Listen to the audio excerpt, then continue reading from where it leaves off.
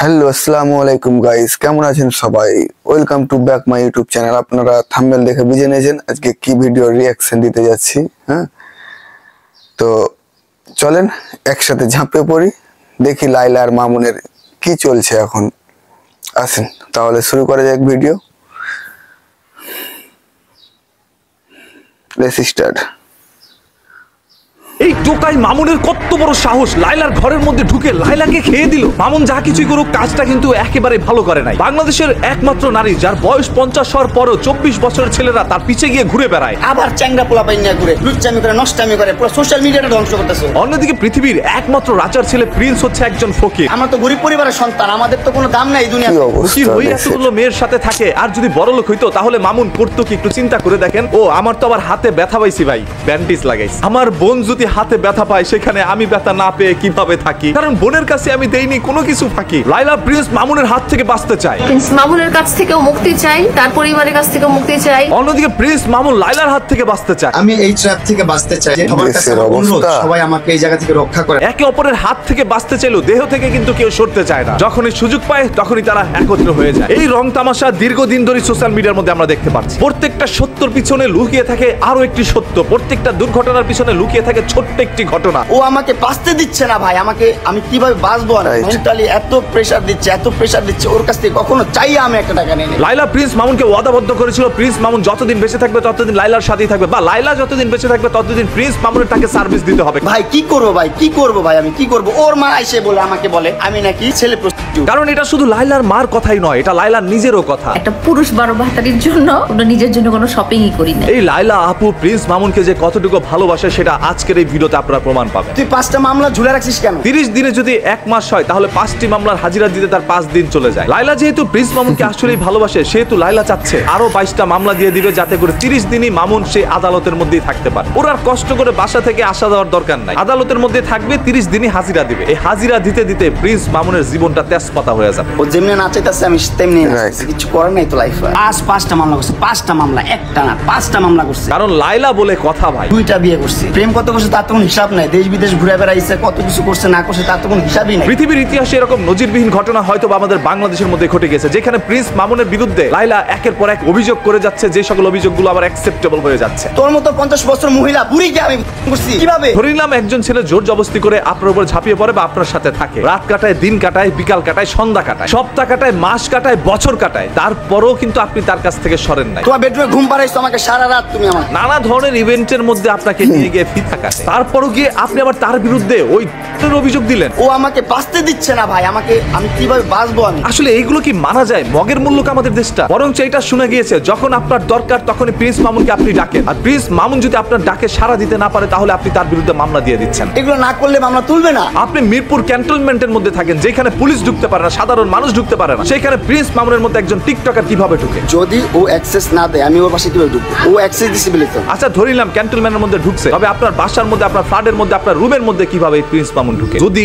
আপনি না ঢুকান অবশ্যই প্রিন্স মামুনকে আপনি ডাকিয়ে নিয়ে আসেন। সে আবার বলতেছে যে মামুন তার বেডরুমে কি করে। ভাই আমার বেডরুমে যদি আমি কাউকে অ্যাক্সেস না দেই, কারো আপনার ক্ষমতা আছে আমার বেডরুমে এসে এইভাবে আমার সাথে শুয়ে থাকবে, ভিডিও করবে? আবার আপনি ইন্টারভিউর মধ্যে বারবার বলছেন ভাই আমি তো তাকে বিয়ে করেছি, যথাযথ প্রমাণ আছে। এটা তো আমার সংসার, আমি সমস্ত ডকুমেন্টেশন দেখিয়েছি। অন্যদিকে যেই কাজী আপনার ওইখানে সাইন করেছে সেই কাজী আপনাদের বিয়ের আগে দুনিয়া থেকে চলে গেছে। উনি অলরেডি 2020 সালে মারা গেছেন আমার বাবাই। এই ফেক কাবিননামা আর কতদিন সংসার করবেন? আচ্ছা ধরে নিলাম ওটা ফেক না, ওটা রিয়েল, আপনারা আসলে বিয়ে করেছেন। তো বিয়ের কাবিননামাটা যদি ফেক হয় তাহলে আমরা 4 বছর আমরা কিসের মধ্যে ছিলাম? যদি বিয়ে করেই থাকেন তাহলে স্বামী আবার কিভাবে আপনাকে ধর্ষণ করে? তোর মতো 50 বছর মহিলা বুড়িকে আমি করছি কিভাবে? ওর বিরুদ্ধে ধর্ষণের অভিযোগ দিলেন কেন? মানে একটা ছেলের জীবন আপনি তছনছ করে দিচ্ছেন, অন্যদিকে আপনি মজা নিচ্ছেন। ও আমাকে বাঁচতে দিচ্ছে না ভাই, আমি কিভাবে বাঁচবো? আমি মামুনের বিরুদ্ধে মামলা দিয়ে ওকে মনে করেন কোর্টের মধ্যে দৌড়ানি খাওয়াচ্ছেন, জেলের মধ্যে ঢুকাই দিচ্ছেন, অন্যদিকে আপনি হাসি ঠাট্টা করে আপনার লাইফটা কিন্তু সুন্দর করে কাটিয়ে দিচ্ছেন। আপনার পরিবার রয়েছে, সংসার রয়েছে, আপনার বয়স 50, হয়তো বা 1 পা কবরে চলে গিয়েছে, আর এখন পর্যন্ত আপনি ছোট ছোট বাচ্চা ছেলেদেরকে নিয়ে খেলা করছেন। প্রিন্স মামুনের বর্তমান বয়স যদি 24 হয় তাহলে যখন আপনি তাকে বিয়ে করছেন তখন তার বয়স ছিল, তখন আমার বয়স 16-17। তখন আমাকে এত পরিমাণ লোভ দেখাইতো ভাই, এত পরিমাণ লোভ দেখাইতো, তখন ভালো মন্দ সেটা বোঝার ক্ষমতা আমার নাই। আপনি একজন এডুকেটেড পারসন হয়ে কিভাবে এই টিকটকারের প্রতি আসক্ত হইলেন? যদি আসলে আপনার মধ্যে জ্ঞান থাকে, মাথার মধ্যে শিক্ষার আলো থাকে, কখনই আপনি একজন টিকটকারের ফ্যান হইতে পারেন না। এবং সেই টিকটকারকে রুমের মধ্যে এনে তার সাথে সময় কাটানো, এটা চিন্তারও বাইরে। এবং শুধু একজন দুজন টিকটকার নয়, আপনার পুরো বাড়িটা আপনি টিকটকার দিয়ে ভরে ফেলেছেন। আচ্ছা, আমার কথাগুলো তো আপনাদের কাছে খারাপ লাগতে পারে, কারণ আমি তো মাত্র 2টা হাতে ব্যথা পাইছি। এখন মাথার মধ্যে যদি একটা ব্যান্ডেজ করে লাগাই, তাহলে হয়তো বা সিম্প্যাথিটা আরেকটু বেশি পাবো। আচ্ছা, হাতের মধ্যে অনেক ব্যথা পাচ্ছেন, যার কারণে ব্যান্ডেজ করছেন। আবার হাত কিভাবে ভাবে ঘষাঘষি করছেন, ওইখানে কি ব্যথা লাগে না ভাই? এই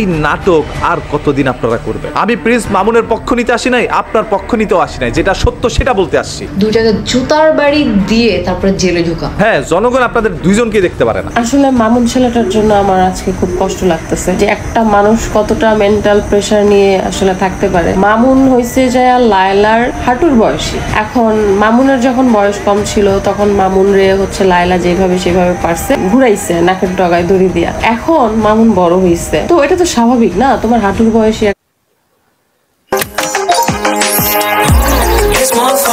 কিছু করার নাই ভাই, এটা আসবেই, এটা নিয়ম। বয়সী একটা ছেলে, সে তোমার সাথে কন্টিনিউ করবে বা তোমাকে স্বার্থহীন ভাবে ভালোবাসবে, এটা তো অস্বাভাবিক। এইসব নিয়ে শুধু শুধু এই পোলার জীবনটার এইভাবে ধ্বংস করার কোনো মানে হয় না। দেখেন লাইলা আপু, আমি একজন কন্টেন্ট ক্রিয়েটর হিসাবে আপনার প্রতি সম্মান রেখে একটা কথা বলতে চাই। যে থাকার নয় তাকে জোর করে কোনোদিন রাখা যায় না। ধরেন অসময়ে আপনাকে ব্যবহার করছে, এখন তিনি চলে গেছে। যে চলে যাওয়ার তাকে যেতে দেন। ওর বিরুদ্ধে মামলা হামলা কইরা ওই একটা ছেলের জীবন ধ্বংস করে দিয়ে আপনার কি লাভ হবে? ওর কষ্ট দেখে আপনি একটু মজা পাচ্ছেন, হাসাহাসি করছেন, এই তো। আমুন ধরেন অন্যান্য মেয়েদের সাথে অপকর্মে লিপ্ত থাকে। আপনি এটা জানার পরও কিভাবে ওইরকম একটা ছেলেকে আপনার বাসার মধ্যে জায়গা দিচ্ছেন? আপনি তো দুধের দোয়া তুলসী পাতা। তবে তুলসী পাতা যতই দুধ দিয়া ধোক না কেন, ওইটা খাইতে কিন্তু তিতেই লাগে। প্রিন্স মামুনের একটি পরিবার রয়েছে, যে পরিবারে তার বাবা মানসিকভাবে অসুস্থ, তার ভাই বোন মানসিকভাবে অসুস্থ, কে বাক প্রতিবন্ধী। সেই পুরো পরিবারটাকে দেখে শুনে রাখে প্রিন্স মামুন। ওর আয়ের উৎস দিয়ে এই পুরো পরিবারের মুখে অন্ন জোটে। ধরেন প্রিন্স মামুনকে মামলা দিয়ে আপনি জেলের মধ্যে ঢুকাই দিচ্ছেন, ওর পরিবারটাকে কে দেখবে? প্রিন্স মামুনের কিছু হইলে ওর পরিবার না খেয়ে থাকবে। আমি শুধু প্রিন্স মামুনের পরিবারের কথা চিন্তা করে লাইলা আপুর কাছে হাত জোর করে অনুরোধ করবো, যদি আপনি আমার এই ভিডিওটা দেখে থাকেন, এই ছেলেটাকে মুক্তি দেন। ওর সাথে আর জীবনও আপনি কথা ওর মতো করে ওর লাইফটা লিড করতে দেন। আপনি আপনার মতো থাকেন। আই হোপ আপনি ভালো থাকবেন। একজন শিক্ষিত এডুকেটেড পারসন কখন একজন টিকটকারের সাথে মিশতে পারে না। কিন্তু এই মহিলাটা ছেলেটারে লিটারালি বাঁচতে দিতেছে না। এই মহিলা এত ডেসপারেট হয়ে আছে এই ছেলের প্রতি, মানে আমি বুঝলাম না। ভাই তুই মামলা টামলা দিছিস, ঠিক আছে, তুই ওরে জেল খাটাইছিস, অনেক কিছু প্যারা দিচ্ছিস, তারপরে ছেলেটা তোর সাথে এসে বসে টসে বা তোকে টাইম দেয়, হুইচ ইজ ওকে, ঠিক আছে, বাট ওরও তো একটা লাইফ আছে, তাই না? মানে আমার এখন লিটারালি মামুনের জন্য আসলে মানে কেমনই জানি ফিল হচ্ছে। মানে ছেলেটা আসলে কোনো একটা ট্র্যাপে, মানে ওকে ট্র্যাপে ফেলে তারপরে হচ্ছে ওরে মানে এরকম প্রেশারাইজ করছে।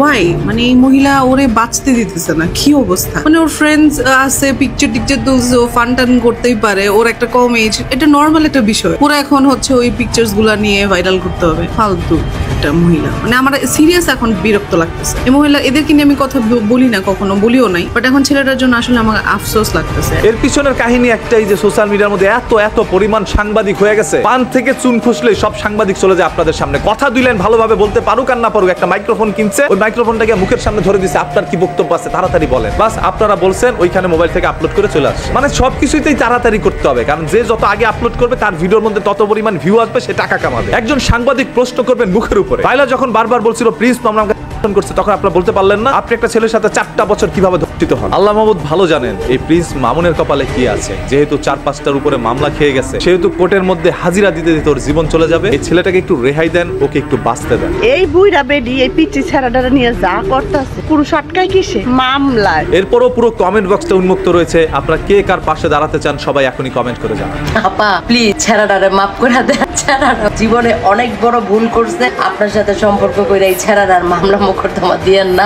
ছেড়ার মতো বাঁচতে দেন। আপনার এক পা গেছে কলার সিল্কে, এক পা গেছে কবরস্থানে। পুরো ভিডিও জুড়ে আমি ছিলাম আপনাদের সাথে সায়েম শারিয়ার। হ্যাঁ, আমার এই সকল ব্যান্ডেজ দেখে যদি আপনাদের কাছে সিম্পাথি লাগে, তাহলে অবশ্যই ভিডিওটা শেয়ার করে দিবেন, আর নাথিং এলস। তো কি বুঝলেন ভিডিওটা দেখে? দেশের পরিস্থিতি কি দেখেছেন? টিকটকার যুগটাকে এমন করে দিয়েছে, বিশেষ করে আমাদের বাংলাদেশটাকে, যে বলার বাইরে। দেশটা এভাবে শেষ হয়ে যাবে, একটার পর একটা রাহাজানি লেগেই আছে। তো দেখেন, আর লাইলা আপুকে বলতে চাইবো যে মামুনকে মাফ করে দিয়ে তার জীবনটা তাকে বাঁচতে দেন। তো ভালো থাকবেন, খোদা হাফেজ। আবার দেখা হবে নতুন কোনো ভিডিও নিয়ে, নতুন কোনো দিনে।